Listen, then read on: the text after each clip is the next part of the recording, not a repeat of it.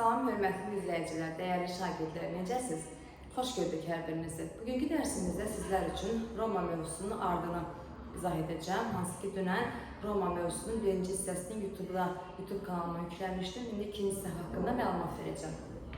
Deməli, Romada ilk öncə biz deyəcəyik ki, Roma hüquq sistemi eramızdan əvvəl 5-ci əsrdə 12 lövhə qanunlara əsasında təyin olunurdu. Yəni, müəyyən ölkələrdə təbii ki də hüquq sistemi, müəyyən qayda qanunlar var idi ki, Romada da eramızdan əvvəl 5-ci əsr dövründə 12 lövhə qanunları qəbul olundu.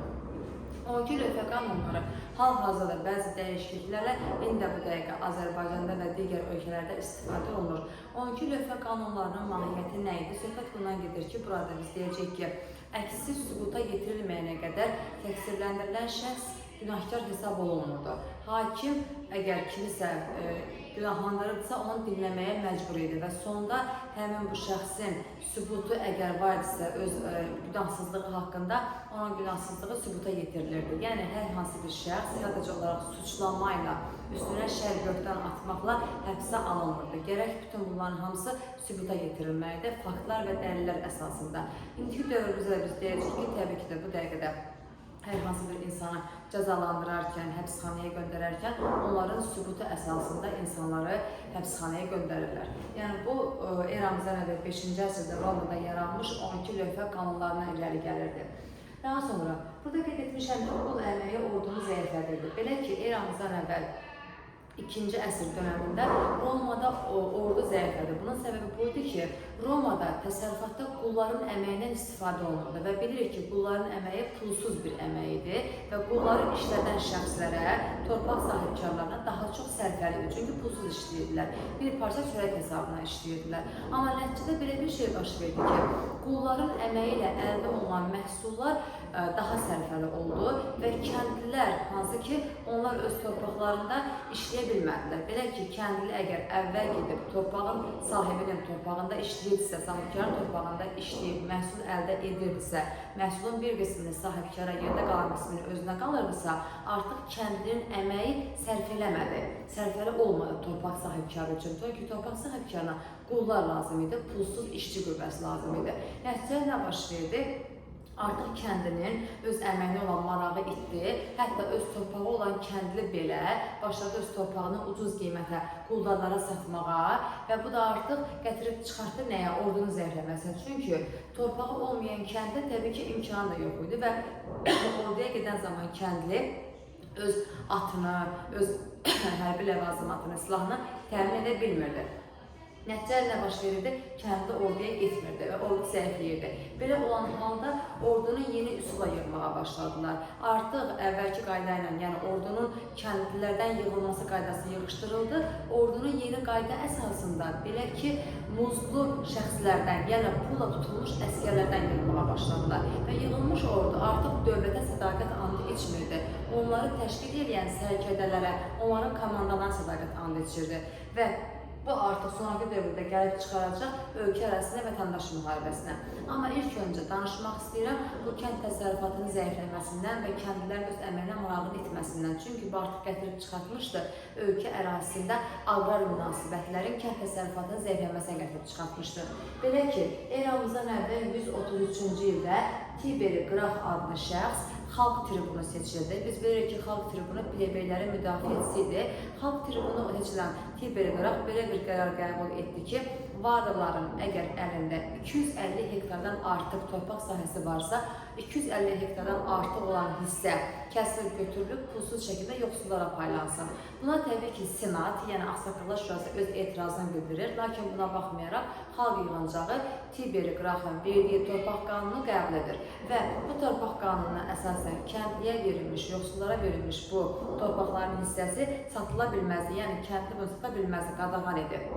Lakin daha sonra Senat və Senatın üzvləri olan senatorlar yalandan Tiberi Qrafın üstünə böhtan atıb onu padşah olmaq istəməklə günahlandırdılar ki, o padşah olmaq istəyir deyə bu cür qanunlar keçirilmiş deyə onu günahlandırdılar və onu vurub saldılar, artıq xalq tribunluğu vəzifəsi uzaqlaşdırıb onu öldürdülər. Xalq tribunu seçilən Tiberi Qrafı öldürdülər və bundan 10 il sonra onun bu siyasətini davam elətdirdi. Öz qardaşı eramızdan əvvəl 123-cü ildə Qayqıraq adlı şəxs. Qayqıraq da qardaşı kimi varlıların 250 hektardan artıq olan torpaq sahəsini kəsib götürüb yoxsullara payladı. Hətta ucuz qiymətə dövlət anbarlarından yoxsullara taxıl verilməsinə nail oldu. Lakin bütün bunlara baxmayaraq, yenə də təbii ki, dediyim kimi kəndlilər torpaqları sata bilməzdilər. Yenə Qayqırağı da padşah olmaq istəməklə günahlandırdılar. Küçə döyüşlərinin birində üsyan zamanı Qayqırağı öldürdülər senat və senatorlar. Onların üzvləri Qayqırağı öldürdü. Belə ki, əvvəlcə Tiber Qıraq, daha sonra isə Qayqıraq öldürülmüş oldu. Onların ölümündən sonra senat belə bir qərar verdi ki, kəndlilərin torpaqları satması qanunu əvvəlcə qadağan edilmişdi. Həmin qanunu yığışdırdılar. Artıq yavaş-yavaş varlılar kəndlilərdən pulla da olsa o torpaqları satın alıb keçirdilər öz əllərinə. Və biz deyəcəyik ki, bundan sonra artıq kəndlərin tamamilə daha da həvəsi sönəcək. Sonra artıq vəziyyət getdikcə ağırlaşırdı. Kəndlilərin artıq əvvəlki olan torpaqları da əllərindən alınmışdı və qulların vəziyyəti ağırlaşırdı. Çünki ölkəyə gətirilən işğalçı müharibə nəticəsindəki qullar artıq ölkəni zəiflədirdi. Belə zəiflədirdi ki, artıq qulların öz əməyinə marağı yox idi. Qullar artıq boğaza yığılmışdılar, çünki onları qladiator döyüşlərində öldürürdülər və bu cür ölümdən xilas olmaq üçün ayağa qalxdılar. Belə ki, eramızdan əvvəl 74-71-ci illər dönəmində Spartak adlı qulun başçılığı altında Spartak üsyanı baş verdi. 3 il müddətində davam etdi. Spartak üsyanı Kapuya şəhərində yerləşən qladiator məktəbinin qulları tərəfindən həyata keçirilmişdi və bu Kapuya qladiator məktəbinin qulları Vezuvi dağının zirvəsində özlərinə yer tutmuşdular. Vezuvi dağının zirvəsində özlərinə məskən salmışlar və mübarizə aparırdılar. Bu mübarizə zamanı senat tərəfindən, yəni hansı ki Ağsaqqallar Şurası Roma Respublikasında senat tərəfindən Spartaka qarşı Pompey və Kras adlı sərkərdələrin rəhbərliyi altında qoşun göndərildi. Pompey və Krasın rəhbərliyi altında göndərilmiş qoşun Spartak üsyanına qarşı mübarizə aparsa orada qalib gələ bilmədi. Krasın qoşununu orada Spartak məğlub edir. Lakin çox uzun çəkmir. Spartak Siciliya adasına keçmək istəyirdi ki, öz tərəfdarlar olan qullarla Siciliya adasına keçirsin və daha geniş yol qət etsinlər, daha uzun mübarizə aparsınlar və Siciliya adasına keçmək üçün Spartak quldarlara pul vermişdi. Lakin quldarlar Spartaka aldandılar, onu Siciliya adasına keçirtmirlər və geri qayıdan zaman Spartakın qoşunları Pompeyin qoşunuyla qarşılaşırlar. Burada artıq Pompey onları sıxışdırır və nəticədə Spartak öz tərəfdarlarına söylüyor ki, qılınc zərbəsindən ölmək, acından ölməkdənsə qılınc zərbəsindən ölmək daha yaxşıdır. Və onlar artıq başlayırlar mübarizəyə, lakin təbii ki, qeyri-bərabər döyüşdə Spartakın olan tərəfdarları öldürülürlər. Və sağ qalanlar isə 6000 nəfərə yaxın qul isə Roma şəhərinə gedən yola qədər 6000 nəfər qul çarmıxa çəkilir, edam olunur, çarmıxa çəkilir. Və Spartak üsyanı haqqında danışacağım bu qədərdir. Sonra burada biraz öncə mən belə bir fikir ifadə etdim ki, ordunu yeni üsullara topladılar. Yəni kəndlilərdən yox, artıq muzlu əskərlərdən, pula tutulmuş əskərlərdən ordu yığılırdı. Və bu cür ordunun yığılması nəticəsində də onlar sərkərdələrə sədaqət andı içirdilər. Bu cür sərkərdələrin olması artıq onların hakimiyyətini qüvvətləndirirdi və sərkərdələr artıq mərkəzi hakimiyyəti ələ almaq istəyirdilər. Romanı idarə etmək istəyirdilər. Bu da gətirib çıxartdı eramızdan əvvəl 1-ci əsr dönəmində vətəndaş müharibələrinə. Vətəndaş müharibəsində iştirak edən şəxsiyyətlərdən biri Qay Julius Sezar adlı şəxs idi. Ondan başqa Pompeyin adını çəkə bilərik biz burada və Krasın adını çəkə bilərik ki, onlar hər biri ölkədə vətəndaş müharibəsini həyata keçirdilər. Və burada biz deyəcəyik ki, Qay Julius Sezar bir il müddətində konsul seçilmişdir Romada. Konsulluq müddəti bitəndən sonra Qalliya eyalətdən canişin kimi göndərilir. Qalliya haradır deyə sual versəniz, Qalliya indiki Fransa ərazisidir. Həmin ərazini idarə etmək üçün Qay Julius Sezarı ora göndərirlər. Lakin eramızdan əvvəl 49-cu ildə Qay Julius Sezar həmin Qalliya vilayətini tərk edir, püşk atılmışdır ifadəsini işlədərək bəxtəxuda deyib, Roma istiqamətində irəliləyir ki, gedib Romada hakimiyyəti ələ keçirsin. Və gəlir həqiqətən də Romada eldən əvvəl 49-cu ildə hakimiyyəti ələ alır, özünü mütləq hökmdar elan edir, yəni özünü diktator elan edir, özünü mütləq hökmdar, ölkənin tək sahibi adlandırır. Və bu dövrdə Romada respublika quruluşu var idi. Daha sonra Qay Julius Sezar respublikanı monarxiya ilə əvəz etmək istəyinə görə ona qarşı çevrilirlər və eldən əvvəl 44-cü ildə ona qarşı sui-qəsd təşkil edir respublika tərəfdarları, onu öldürürlər. Onun ölümündən sonra onun varisi və onun dostu olan şəxslər tərəfindən Antoni və Octavian tərəfindən Qay Julius Sezarın qisasını almaq üçün respublikaçılara qarşı mübarizə aparırlar. Və daha sonra belə şey baş verir ki, onlar respublikaçıları məğlubiyyətə uğradırlar və Romada hakimiyyəti 2 nəfər şəxs ələ alır. Romada belə ki, Antoni və Octavian ağalıq edir. Ölkənin şərq vilayətlərinə Antoni, ölkənin qərb vilayətlərinə isə Octavian adlı şəxs rəhbərlik edirdi. Lakin onların arasında vətəndaş müharibəsi davam edəcək. Belə ki, eramızdan əvvəl 31-ci ildə Aksi döyüş nəticəsində Octavian Antoni məğlub edir və Antoni məğlubiyyətə uğrayır. Burada Octavian gəlir, Antoninin məskən saldığı Misir ərazisini işğal edir eradan əvvəl 30-cu ildə. Çünki Misir kraliçası Kleopatra ilə Antoni ailə həyatı qurmuşdur və onların məskəni əsasən Misir idi. Eramızdan əvvəl 30-cu ildə Misir Romanın işğalına məruz qaldı. Misir Romanın əyalətinə çevrildi və Antoni məğlubiyyətə uğradıldı. Bu ərazidə keçdi Octavianın əlinə. Artıq ölkədə yeganə hakimiyyətlərə sahib oldu Octavian. Bir dənə baxın görün videomuz davam edirmi? Aha, davam edir. Dəqiqə. Aha. Deməli, burada deyəcəyik ki, eramızdan əvvəl 27-ci ildə imperiya yaradıldı Romada. Octavian özünü imperator adlandırdı və ona senat tərəfindən Avqust fəxri adı verildi. Avqust fəxri adı müqəddəs deməkdir və o Octavian Avqust adlandı və biz deyəcəyik ki, burada Roma imperiyasında Octavian Avqustla yanaşı senat, konsul və xalq tribunu da var idi. Belə ki, Octavian Avqust senatın səlahiyyətlərini məhdudlaşdırmışdı, hətta senatın üzvləri olan senatorları özü seçirdi və konsulun xalq tribunu isə Octavian Avqustdan əmrlər alaraq həmin bu əmrləri yerinə yetirirdilər. Roma imperiyasının ən qüdrətli dövrü Mark Trayan adlı imperator dövründə olacaq. Çünki niyə? Mark Trayan 115-117-ci illər dönəmində bir sıra işğalçı müharibələr həyata keçirdi və deyəcəm ki, Mark Trayanın yürüşləri sonuncu işğalçı müharibələr hesab olunur. Və o, Dunay çayı sahilində bir sıra qələbələr qazandı, Dunay çayı sahillərini işğal etdi, Mesopotamiyanı ələ keçirdi, Kiçik Asiya ərazisində Kilikiya dövlətini işğal etdi, Ərəbistan yarımadasında bir sıra əraziləri işğal etdi. Eyni zamanda o, Parfiya üzərində yürüş təşkil etdi. Parfiyanın paytaxtı Ktesifonu mühasirəyə aldı.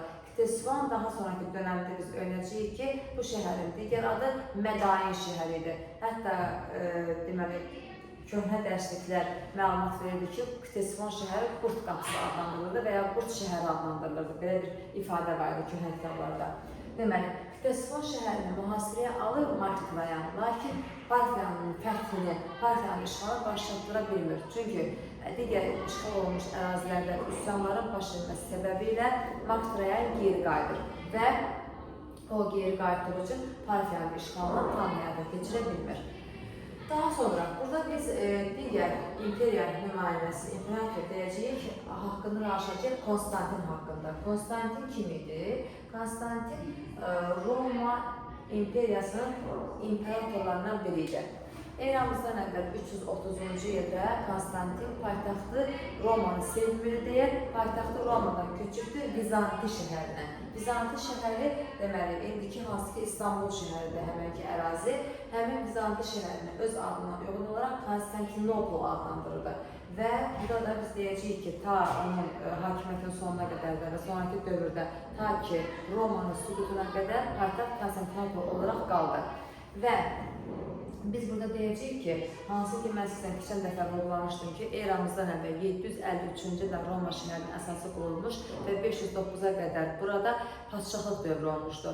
Eradan əvvəl 509-cu ildən eramızdan əvvəl 27-ci ilə qədər Respublika dövrüdür. Eramızdan əvvəl 27-ci ildən artıq bizim eranın 395-ci ilinə qədər isə imperiya dövrüdür.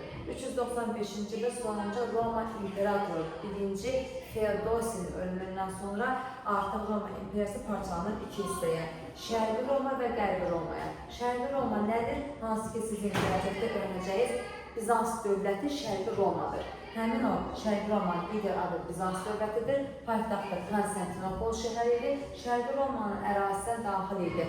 Balkan yarımadasındakı torpaqlar, Misir ərazisi, bir də Romanın Asiyada ələ keçirdiyi torpaqlar daxil idi. Daha sonra Qərbi Roma hansıdır? Hansı ki, parçalanma zamanı paytaxtı Roma olan Qərbi Roma dövlətidir. Bunun başqa bir adı yoxdur, sadəcə Qərbi Roma adlanır. Qərbi Romanın ərazisinə İtaliya, Avropa və Afrikanın qərbi daxil idi. Daha sonra burada biz Romanın dövlətçilik tarixini danışdıqdan sonra mədəniyyətə gəlib deyəcəyik ki, burada Romalılar çox böyük mədəniyyətə sahib idilər. İlk dəfə betonun ixtirası Romalılar tərəfindən həyata keçirilmişdi. Buna əlavə onlar 1-ci əsr dönəmində, artıq bizim eranın 1-ci əsrində əkinçilik sahəsində bir sıra yenilikləri kəşf etdilər. Gavahanlı kotandan istifadə olundu, su dəyirmanlarından istifadə olundu və yeni öküzlə həqiqətə gətirilən biçin alətlərindən istifadə edildi.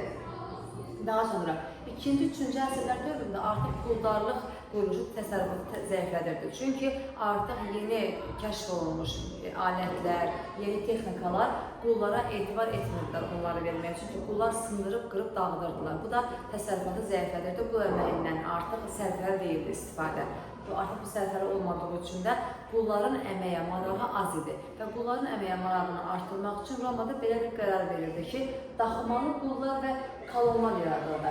Daxmalı qul nə idi? Bilirik ki, qul aslı bir insandır, yəni sahibi öldəsə ölməlidir, qaldırsa qalmalıdır. Daxmalı qullar sadəcə olaraq yenə də aslı vəziyyətdə qalmaqlarına baxmayaraq, yəni azad insan deyildilər, yalnız ailə həyatı qura bilərdilər və özlərinə bir daxma, bir ev tikə bilərdilər və əldə etdikləri torpaqdan əldə etdikləri məhsulun bir qismini torpaq sahibinə verirdilər, bir qismi isə özlərinə qalırdı. Bunlar daxmalı qul adlanırdı.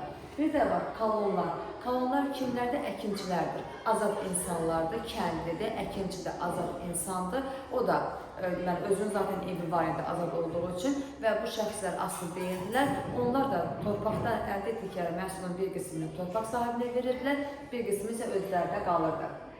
Və Roma tarixində 2-ci əsr dövründə qulun öldürülməsi qadağan edildi. İmperator Adrian tərəfindən qadağan olunmuşdur. Daha sonra biz deyəcəyik ki, Romada, deməli, Roma ərazisinə yürüyüşlər baş verdi. Hansı tayfalar tərəfindən? Biz burada deyəcəyik ki, deməli, German tayfaları adlı tayfalar Romaya gəlirlər, yürüyüş edirlər 4-cü, 5-ci əsrlər dövründə İtaliyanı, İspaniyanı, Qalliyanı, Şimali Afrikanı işğal edirlər. Yəni deyirəm, Qalliya indiki Fransa ərazisi hesab olunurdu. Daha sonra 5-ci əsrdə Hun tayfalarının, yəni Hun dövlətinin bura yürüyüşü baş verdi, Attila Hunlarla yürüyüşü baş verir, lakin Attila buranı dağıtmayacaq. Yəni söhbət nədən gedir yürüyüşlərdən? Qərbi Roma ərazisinin söhbət gedir. Hansı ki, bu German tayfalarının yürüyüş etdiyi də, Hunların yürüyüş etdiyi də, Vandalların yürüyüş etdiyi də ərazi Qərbi Romadır. Paytaxtı Roma olan Qərbi Romadan söhbət gedir. Niyə danışıram mən Bizans haqqında? Çünki o Şərqi Roma idi ki, ondan gələn dəfəki mövzularımıza o haqqında məlumat verəcəm. Daha sonra 455-ci ildə Qərbi Roma ərazisinə Vandalların yürüyüşü baş verdi. Vandal sözü vəhşi, dağıdan, qırıb tökən mənasını ifadə edir və indiki dövrümüzdə də vandalizm deyirik. Erməni vandalizmi onlarla bağlıdır və bu 455-ci ildə Vandallar Romaya yürüyüş edərkən 2 həftə ərzində böyük qarətlər həyata keçirib şəhəri məhv etmişlər, şəhərin mədəniyyətini məhv etmişlər konkret olaraq. 476-cı ildə isə sonuncu Qərbi Roma imperatorunu taxtdan vurub salarlar German tayfaları. Buna da artıq Qərbi Roma dövləti süquta uğrayır. Qərbi Roma süquta uğraması ilə Avropada quldarlıq quruluşuna son qoyulur.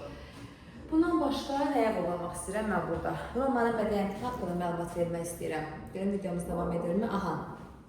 Burada biz deyəcəyik ki, bir sıra memarlıq abidələri var. Məsələn, Kolizey amfiteatrı var. Kolizey amfiteatrı nə idi? Bu böyük bir amfiteatr idi ki, onun mərkəzində qum tökülmüş meydançada qladiator döyüşləri həyata keçirirdi. İnsanlar müəyyən tamaşaları izləyirdilər və s.